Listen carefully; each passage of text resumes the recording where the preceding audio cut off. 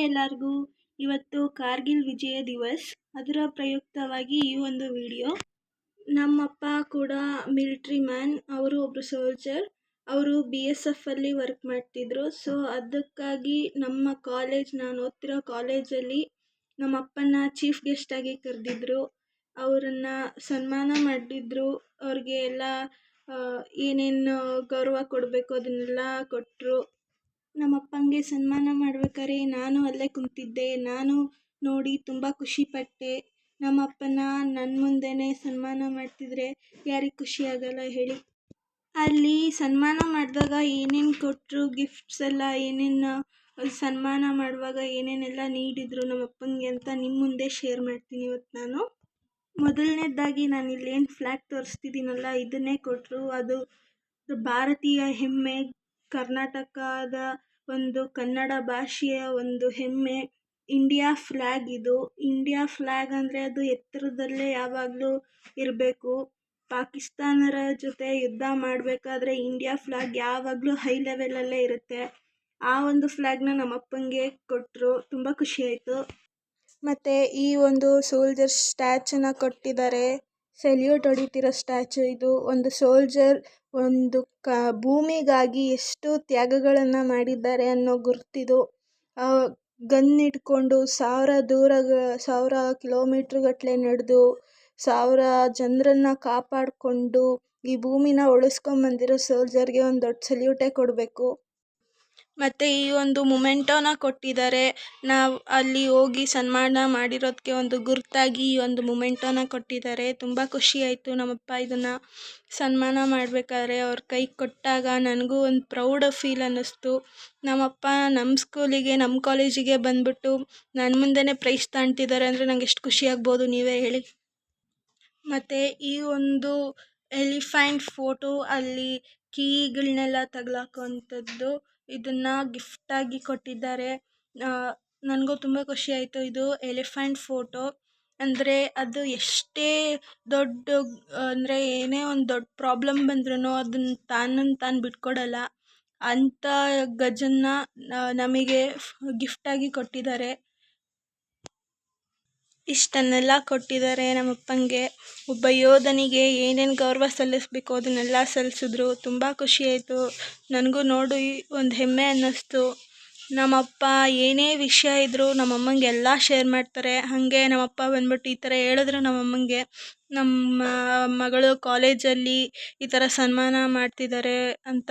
ಅದಕ್ಕೆ ನಮ್ಮಮ್ಮನೂ ತುಂಬ ಖುಷಿಯಿಂದ ಹೇಳ್ತು, ಹೋಗ್ಬಾ, ನಿನ್ನ ಮಗಳು ಕಾಲೇಜೇ ಅದು, ಎಲ್ಲರೂ ನಿನ್ನನ್ನು ಗುರುತಿಸ್ತಾರೆ, ಒಬ್ಬ ಸೋಲ್ಜರ್ ಆಗಿ ನೋಡ್ತಾರೆ, ದೇಶ ಕಾಯೋ ಯೋಧನ ಥರ ನೋಡ್ತಾರೆ, ಹೋಗ್ಬಾ ಅಂತ ಕಳಿಸ್ತು. ಹಾಗೆ ನಮ್ಮಪ್ಪನೂ ಕೂಡ ಬಂತು. ನನಗೂ ಖುಷಿ ಆಯಿತು ನೋಡಿ. ಸೈನಿಕರು ಅಂತ ಹೇಳೋಕ್ಕೆ ಬಂದರೆ ಎಷ್ಟು ಹೆಮ್ಮೆ ಅನಿಸುತ್ತಲ್ಲ ಅವ್ರ ಬಗ್ಗೆ. ತನ್ನ ಫ್ಯಾಮಿಲಿನೆಲ್ಲ ಬಿಟ್ಟು ಗಡಿ ಕಾಯಕ್ಕೆ ಹೋಗ್ತಾರೆ. ಹಾಗೆ ನಮ್ಮಪ್ಪನೂ ಹೋಗಿದ್ದರು.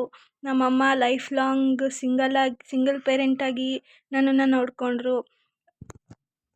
ನಮ್ಮಪ್ಪ ಬರೀ ವರ್ಷಕ್ಕೊಂದ್ಸಲ, 6 ತಿಂಗಳಿಗೊಂದ್ಸಲ ಆ ಥರ ಬಂದೋಗ್ತಿತ್ತು. ನಮ್ಮಮ್ಮನೂ ತುಂಬ ಬೇಜಾರು ಮಾಡ್ಕೊತಿತ್ತು. ಬರೋದು ಒಂದು 15 ದಿವಸಕ್ಕೆ ಆ ಕಡೆ ಊರು ಈ ಕಡೆ ಊರು ಅಂತ ಎಲ್ಲೋ ಹೋಗಿ ಬರುವಾಗ ಅಲ್ಲೇ ಟೈಮ್ ಕಳೆದೋಗ್ತಿತ್ತು. ಒಂದಿನವೂ ನಮ್ಮ ಜೊತೆ ಟೈಮ್ ಸ್ಪೆಂಡ್ ಮಾಡೋಕ್ಕಾಗ್ತಿರ್ಲಿಲ್ಲ ಅಂತ ತುಂಬ ಬೇಜಾರು ಮಾಡ್ಕೊತಿತ್ತು. ಸೊ ಹಾಗಾಗಿ ನಮ್ಮಪ್ಪ ನಮ್ಮಮ್ಮನ ಮದುವೆ ಆಗೋಕ್ಕಿಂತ ಮುಂಚೆ 8 ವರ್ಷ ಸರ್ವೀಸ್ ಆಗಿತ್ತು. ಮದುವೆ ಆದಮೇಲೆ 20 ವರ್ಷ ಆಗಿತ್ತು. ಸೊ ನಮ್ಮಪ್ಪಂಗೆ ಟೋಟಲ್ 28 ವರ್ಷ ಸರ್ವೀಸ್ ಇದೆ.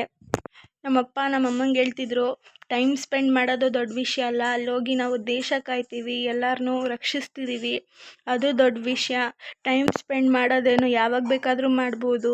1 ನಿಮಿಷ ಹೆಚ್ಚು ಕಮ್ಮಿ ಆಯಿತು ಅಂದರೂ ಅಲ್ಲಿ ಎಷ್ಟೋ ಜೀವಗಳೇ ಹೋಗ್ಬಿಡ್ತವೆ ಅಂತ ಎಲ್ಲ ಹೇಳ್ತಿರ್ಬೇಕಾದ್ರೆ ನಮಗೂ ಚೂರು ಅರ್ಥ ಆಗ್ತಿತ್ತಲ್ವ. ಯಾಕೆಂದರೆ ಆ ದೇಶದಲ್ಲಿ ನಾವು ಒಬ್ಬರು, ನಮ್ಮನ್ನು ಕಾಯ್ತಿದ್ದಾರೆ ಅವರು ಅಂತ ತುಂಬ ಖುಷಿ ಆಗ್ತಿತ್ತು. ಒಂದು ಕಡೆ ನಮ್ಮಪ್ಪ ಸೋಲ್ಜರ್ ಅಂತ ಖುಷಿಯಾಗಿದ್ದರೆ ಇನ್ನೊಂದು ಕಡೆ ಬೇಜಾರಾಗ್ತಿತ್ತು.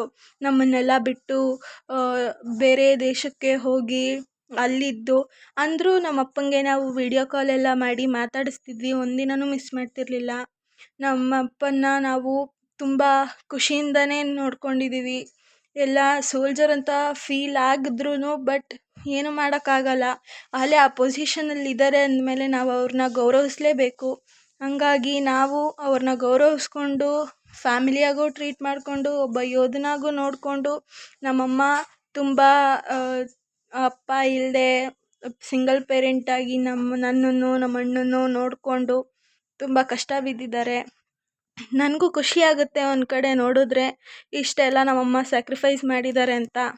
ಆ ಕಡೆ ನಮ್ಮಪ್ಪನ್ನ ನೋಡೋಕೆ ಹೋದರೆ ಅಲ್ಲಿ ಅವ್ರನ್ನೂ ನೋಡಿಕೊಂಡು ನಮಗೂ ಸ್ಕೂಲ್ ಫೀಸು ಕಾಲೇಜ್ ಫೀಸ್ ಎಲ್ಲ ಮೇಂಟೆನೆನ್ಸ್ ಮಾಡಿಕೊಂಡು ಎಲ್ಲ ಮಾಡ್ತಿರ್ಬೇಕಾದ್ರೆ ನನಗೂ ಒಂಥರ ಬೇಜಾರು ಅನ್ನಿಸ್ತು. ಯಾಕೆಂದರೆ ನಾವು ಅಪ್ಪ ಅಮ್ಮನ ಮೇಲೆ ಭಾರ ಹೊರ್ತಿದ್ದೀವೇನೋ ಅನ್ನೋಂಗೆ. ನಾವು ದೊಡ್ಡವರಾಗಿ ದುಡಿದ ಮೇಲೆ ಅವ್ರು ಡಬಲ್ ತೀರಿಸ್ತೀವಿ ನಾವು ಅಂದ್ಕೊಂಡು ಅವ್ರು ಕೊಡ್ತಾ ಇರೋ ದುಡ್ಡಲ್ಲಿ ನಾವೆಷ್ಟೇ ಮಾಡಿದ್ರೂ ನಮ್ಮ ಅಪ್ಪನ ಋಣ ನಮ್ಮ ಅಮ್ಮನ ಋಣ ತೀರ್ಸೋಕ್ಕಾಗಲ್ಲ. ಆದರೂ ನಾವು ಟ್ರೈ ಮಾಡಬೇಕಲ್ವ, ಹಂಗಂತ ಅವ್ರ ಋಣದಲ್ಲೇ ಇದ್ಬಿಡೋಕ್ಕೂ ಆಗಲ್ಲ.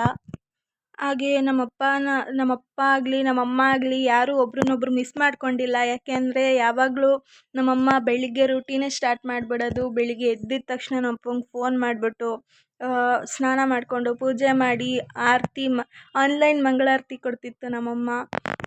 ನಮ್ಮಮ್ಮ ಆಗಲಿ ಯಾವತ್ತೂ ನಮ್ಮಪ್ಪನ ಮಿಸ್ ಮಾಡ್ಕೊಂಡಿಲ್ಲ. ನಮ್ಮಪ್ಪನೂ ಅಷ್ಟೇ ಫ್ಯಾಮಿಲಿನ ಯಾವತ್ತೂ ಮಿಸ್ ಮಾಡ್ಕೊಂಡಿಲ್ಲ. ಯಾಕಂದರೆ ಮಿಸ್ ಮಾಡ್ಕೊಳೋ ಥರ ನಾವು ಯಾವತ್ತೂ ಇದ್ದಿಲ್ಲ. ಸೊ ಹಂಗಾಗಿ ಏನೂ ಮಾಡೋಕ್ಕೆ ಬರಲ್ಲ. ಒಂದು ಸೋಲ್ಜರ್ ಆದಮೇಲೆ ಅವ್ರವ್ರ ಕರ್ತವ್ಯ ಅವ್ರವ್ರಿಗಿರುತ್ತೆ. ಅವರು ಗಡಿ ಕಾಯ್ತಿರ್ತಾರೆ, ನಾವಿಲ್ಲಿ ಅವ್ರನ್ನ ಕಾಯ್ತಿರಲೇಬೇಕು. ನಮ್ಮಮ್ಮ ಪೂಜೆ ಪುನಸ್ಕಾರ ಅಂತ ತುಂಬ ಮಾಡ್ತಿತ್ತು. ನಮ್ಮಪ್ಪಂಗೆ ಒಂದು ದಿನ ಡೆಂಗ್ಯೂ ಜ್ವರ ಬಂದಿತ್ತು. ಅವತ್ತು ನಮ್ಮಮ್ಮ 48 ದಿನ ಉಪವಾಸ ವ್ರತ ಮಾಡಿತ್ತು. ಅದನ್ನೆಲ್ಲ ನೆನೆಸ್ಕೊಂಡ್ರೆ ನಮ್ಮಪ್ಪ ರೀಸೆಂಟಾಗಿ ರಿಟೈರ್ಡಾಗಿ ಬಂದಿರೋದು.